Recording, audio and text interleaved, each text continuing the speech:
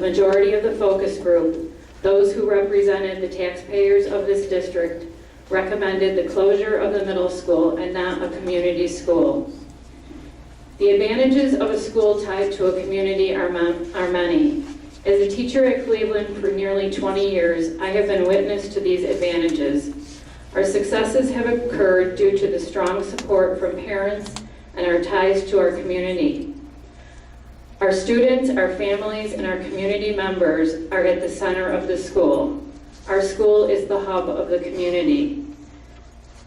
Because of our closer bonds between students, parents, teachers, community members, and administrators, we are able to be very successful.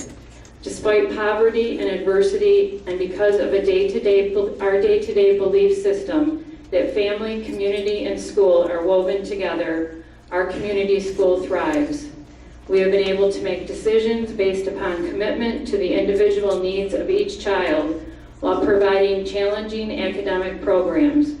We know our students as individuals, and we are able to be familiar with the family backgrounds from which they come. We interact more frequently and informally with our students and families. Morale among our students and staff is high. When we involve the students and community in projects like the drive for canned foods, everyone must participate in order to make the project a success. This has promoted among our students a sense of belonging, of pride in their community, their school, and themselves. Every community within our district deserves such a school. In closing, before the board moves forward, I request that you continue to return to the core competencies and values of our district. Let these become the framework for all decisions made about school consolidation. When you begin to plan for our future, do not compromise our mission by removing valuable resources. Once that is done, the future of our school, our students, our families, and our mission statement are all at jeopardy. Thank you again for everything you do. It's truly appreciated.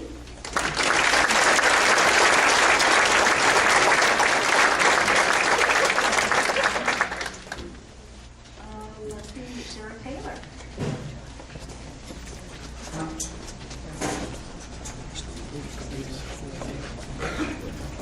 I wanted to thank you again for this opportunity to address you concerning the consolidation. I wanted to point out, obviously you're not voting tonight, which is a relief. I think, and I hope that you all take this extra time that we have because of waiting here on the track to investigate more in all directions, not just waiting to hear from the track. But I want to point out, the 1% of the budget that we're talking about here when we're talking about closing one of the North Shore schools is 1% of a $71 million budget that we're talking about. And when you think about that, it just seems really small compared to something that's going on in those schools in the North Shore that is really big. All of those elementary schools have really big things going on. And 1% of a $71 million budget is just really, really small. I also don't think that the consolidating the two schools really addresses some of the bigger issues that this consolidation is supposed to address. For instance, adding the two populations together does not create a more efficient delivery model in the unaffected buildings. Okay, maybe it would make that North Shore building more efficient. It would actually put the capacity well over 100% in either building if you simply consolidated those two populations. But also, adding the two populations together does not ensure an equity of grade level section sizes in the various attendance zones. And those were two goals put forth to Dr. Seversky. Okay, if you go and you have one North Shore Elementary at over 100% capacity, your middle school is still going to be at 74% capacity. CSI, 77%, Miller Hawk, only 60%, and Hastings Mallory will still be at a 50%, 52% capacity. So you still will have several buildings that are operating inefficiently, with teachers that have classrooms that are not full and that are not equitable compared to now the new North Shore Elementary. So even though it might save a little bit of money in that 1% of the budget, when you look at some of the bigger problems the district is facing due to these declining numbers, this solution is not a solution to those problems. You're still going to have classrooms with a low ratio and then on one area, and in another area, a high ratio. And you're still going to have inefficient buildings.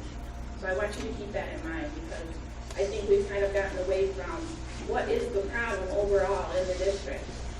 Why do we have budget problems? Is it because we're inefficient? Is it because our teachers aren't being used to their full capacity?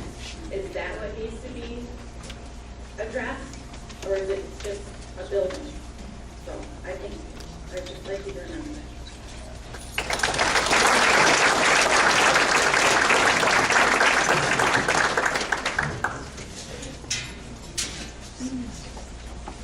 Moving on to reports to the Board of Education.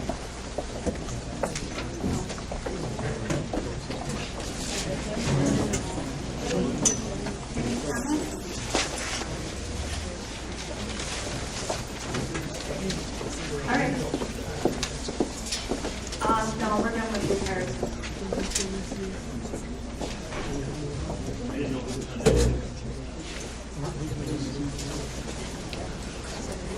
Good evening, everybody. My name is Chris Van Marder. I apologize that I didn't know who turned the ticket into.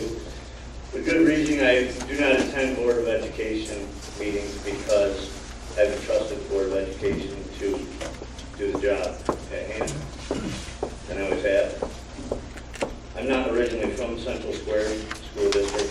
I graduated from Cicero, North Syracuse, and me and my wife chose to come out here and raise our family to be in a smaller school district, a more personalized, attention-based, where your child's not just a number. And we've gotten that from Cleveland. We trust the Board of Education to do their job all the way through, as I said, and we have not attended Board of Education meetings or been involved in this type of stuff, as I'm sure you haven't seen this number of people here at meetings in the past. Now there's something big on the board, and obviously people feel you're making a rash decision, maybe the wrong decision.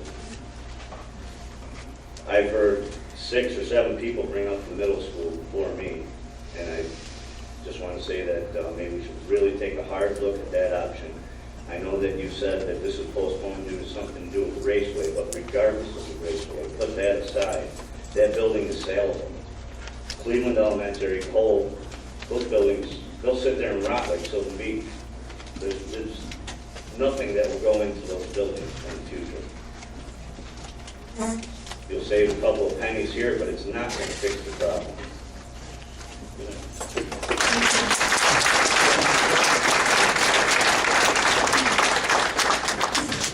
First off, I just want to make a comment for myself personally.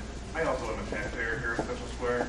I'm the 5th generation. My kids are the 5th generation that have attended school here, so I know exactly where you're coming from. But I also just want to, I have a real hard time with closing any buildings. But the first thing I have a problem with the most is inequity with classroom sizes. No one has mentioned that. I mean, there's some. But I mean, to me, I have a real hard time. It's not fair. I really wish that the school would really look into that more than anything. And also, just to let you guys know, one of the questions was about where does the money go? Our government took away $21.7 million from Central Square 5 years. That's the money. No, I'm just letting you know. I don't know if people know that. The GEA, if you've heard of that, the gap elimination adjustment, that is the issue with school districts everywhere. So it's not just here. So I just wanted to let you guys know. Write to your legislators, let them know. I've done it. I'm going to do it again. It's just, that's where you should really be putting your energy. And there's nothing really, more than we can say. And do that for us too. Write those letters. Did we put those up on the website? Do we have those templates up there? Yes, we have it on the website as well as the Facebook, and we had close to 1,500 hits on our Facebook over the weekend. There's copies of letters, form letters, and I appreciate all the efforts that's being done. As Randy points out, $21.7 million over the past 5 years $3.5 million in the governor's anticipated proposed executive budget this year. $3.5 million in our gap elimination adjustment for Central Square. 3.5. They talk about an increase in state aid, and I'm kind of getting ahead of myself. What we're looking at in the proposed governor's budget, $477,000 increase, but yet a gap elimination adjustment of $3.5 million. We need, and the board has voted on this, we need to eliminate the gap elimination adjustment. That needs to be done. Meanwhile, the Senate has proposed to add $540 million to universal pre-K in New York City. $540 million increase in universal pre-K in New York City. We need to lobby. Thank you. I had two good things happen. I understand, and I had one of the science fairs. There was multiple science fairs going on last week at the elementary school. Kudos to the teachers that make those happen, because I think it's fantastic for these kids, and it's amazing they get up and they put the time and effort into these things, and they actually present, and they're learning the concepts, and it's just, they're so proud of themselves, and I think this is awesome. I hope that, I'd love to see it happen at the middle school and the high school. I think that would just be, they could be bigger, they could be better, I think it's just something to keep doing. And kudos to the middle school who had their lock-in last Friday night, and I could be off on the number exactly, but I know pretty close. They raised $8,700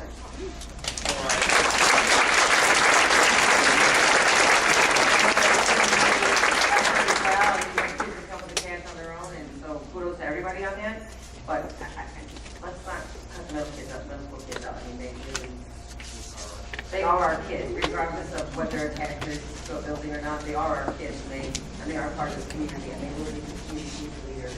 And hopefully, they're not sitting here having to ask for more money, but they will be at some point. So, those are the kids that we also have to focus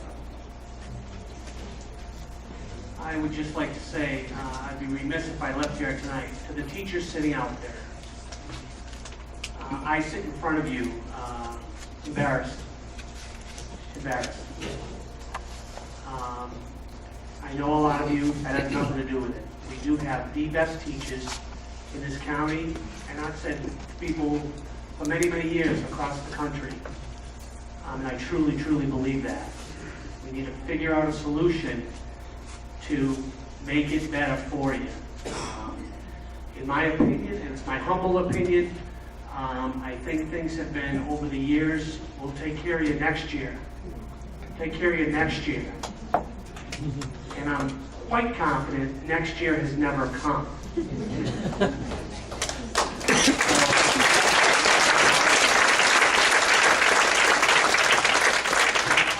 Clearly have budget challenges, everybody knows it.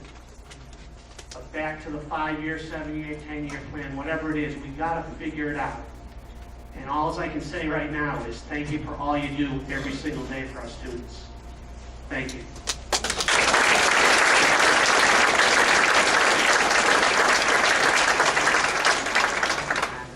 I was able to participate in readings to the kindergartners at Brewerton. Thank you so much. Not having anyone home is wonderful. It's great to see. I walked in and they were doing a math lesson. I was like blown away. I'm like, oh my God, I kindergarten is on my neck and my little punches. But it was impressive at what these little kids can do. It's amazing. They're our future. They're our kids. And thank you very much for the opportunity. It was the highlight of my week. Thank you very much, Brewerton, for that.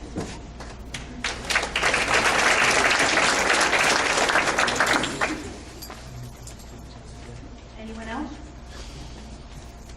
Okay, we will now move on to reports to the Board of Education budget update with Gerald and Maureen Lake.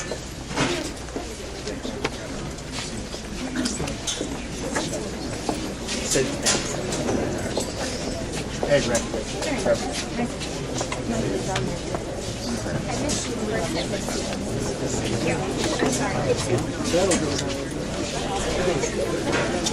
The mayor.